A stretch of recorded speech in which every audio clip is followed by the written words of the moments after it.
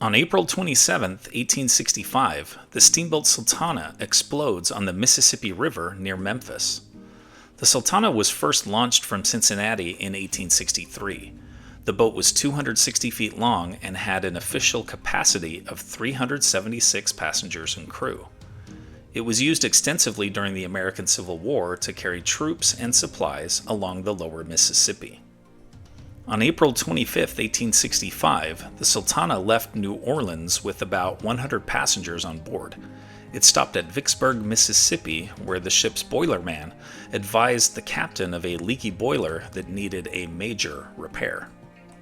The captain defied the boilerman's recommendations and ordered him to simply patch up the leak. The federal government had promised big money to transport Union soldiers home to the North, and the captain did not want to miss out on the profits. The Sultana was packed with 2,100 troops and 200 civilians, more than 6 times the steamer's capacity. Near Memphis on April 27th, the patched-up boiler failed, causing a thunderous explosion to rip through the boat. Metal and steam from the boilers killed hundreds, and hundreds more were thrown from the boat into the Mississippi's chilly waters. The Sultana had only one lifeboat and few life preservers. 1,700 were killed, only 600 survived. The accident is still considered the deadliest maritime disaster in U.S. history. Here are other events that happened today in history. In 1521, after traveling 3/4 of the way around the globe, explorer Ferdinand Magellan is killed in the Philippines. In 1773, Britain's Parliament passes the Tea Act, which leads to protests, including the Boston Tea Party. In 1805, U.S. Marines go into battle for the first time against the port city of Derna on the shores of Tripoli.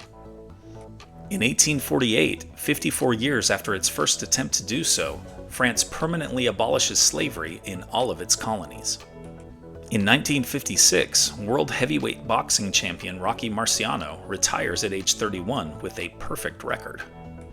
In 1994, Nelson Mandela is elected South African president in the first elections with both black and white voters.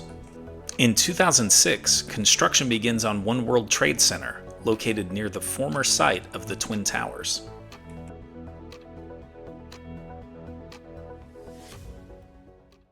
And now it's time for our Today in History quiz.